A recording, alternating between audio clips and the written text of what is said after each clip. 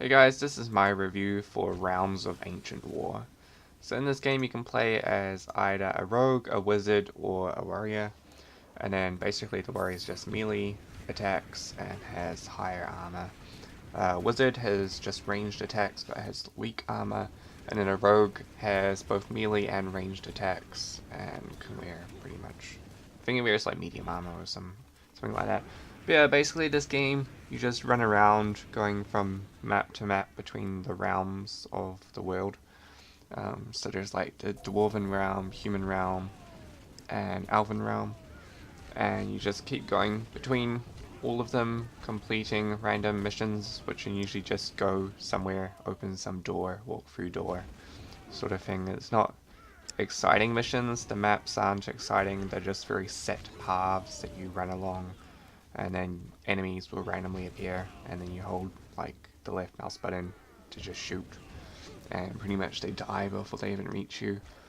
The items in this game are incredibly boring. Pretty much, it'll do like, you'll find an item and then it will give you like +4 attack or something. Like, there's not a big difference between any of them.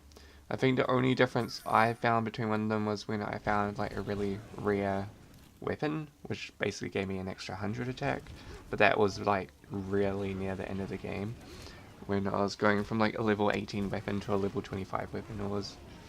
It was kind of disappointing, the items in this game, honestly, because you could probably like complete the entire game with weapons that you had get in like the first level. You don't really need to level them up since there's not a big difference between them, especially in armor. There wasn't a very big difference between different armor types and that. But otherwise, the skill point trees are quite boring. You basically get a set of spells that you can unlock at the beginning, and then when you're level 10 you get a new lot of spells that you can use, and then when you're level 20 you get another lot of spells.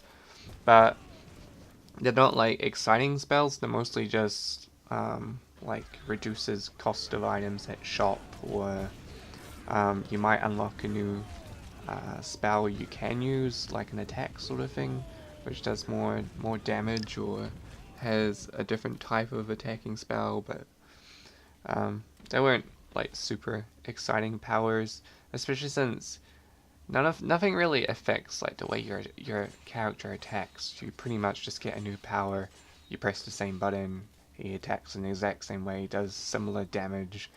It's not a big deal as to like you really want lots of variety sort of thing. It's basically just the exact same thing happening over and over, especially with the wizard, because you pretty much use the fireball power from stage 1 all the way to the end. It's just your secondary power that you'd change over the game, but even then you don't get a whole lot of skill points, so I pretty much just stuck with fireballs and lightning for the entire game, which was fine because your fireball does like enough damage from the beginning of the game to kill every single thing throughout the entire game. Luckily though, this game's really short because it is super repetitive. The game takes about 5 hours to finish all the side quests and main quests in the game, as well as like explore areas. And even though there's not really much to explore because there's no hidden like items or anything like that in this game. It's pretty much you just follow the set path, run into whoever you want, accept a quest, carry on the set path, complete the quest. Sometimes you have to go back and hand it in, but otherwise no.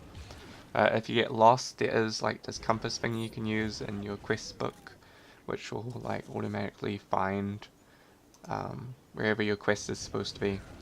But even then, you don't really need it because the maps are very like set paths, so you probably won't get lost at all.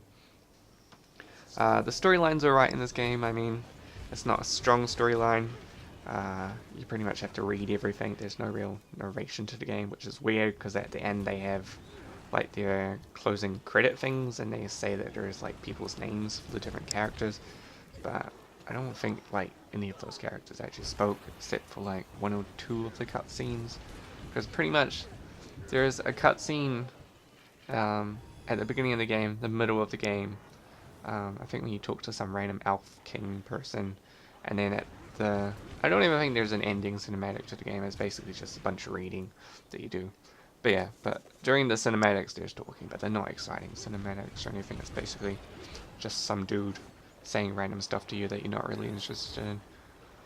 Otherwise there's no like lore or anything to this game that you'd want to read, or there's no real background into your character either. You're pretty much just running around, picking up random stuff, selling stuff at shops.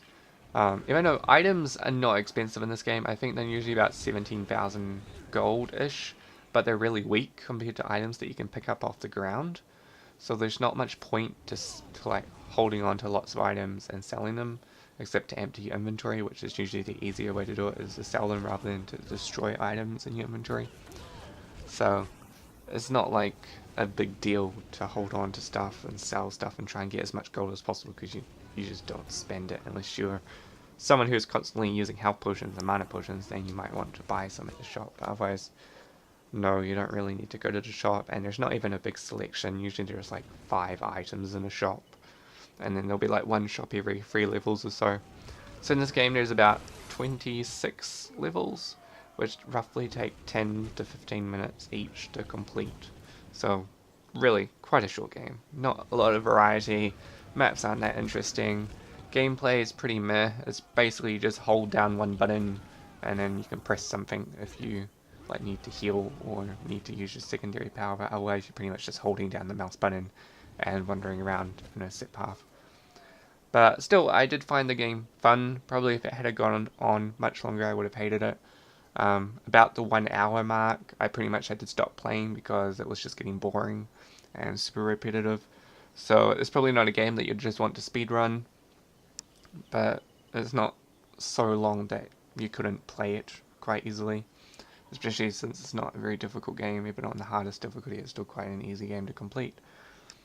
But yeah, so if I had to give it a rating, I'd give it a 5 out of 10, because I didn't hate it, but I wouldn't want to play it again, sort of thing. Like, it's not that interesting of a game, and it's not that different to other games, like other similar games to this, but I don't know. I guess it's just the play style. There's probably this type of game has been done quite a lot, so there's not a whole lot of originality to it, but still, it wasn't super boring, so yeah. It's just my opinion of the game. If you agree with it or don't agree with it, make sure to drop what you thought of the game in the comments below this video. Otherwise, I'm only going to give it a 5 out of 10. Okay guys, see ya.